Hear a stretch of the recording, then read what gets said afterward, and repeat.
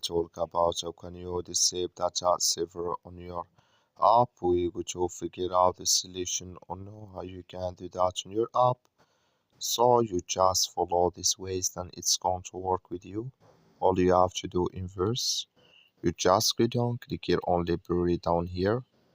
Then it's going to take you to this list. It's going to show for you like this. You go above this sign, click on it. So then it's going to take you to this list. It's going to show for you like this here. Then all you have to do next, so you just go here above this sign, click on it here. So then you come to next step here, you will find here data saver.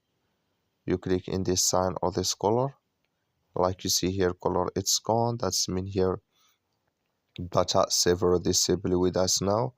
That's all you have to do. That's all. Thank you for watching. Don't forget to support us by like and subscribe.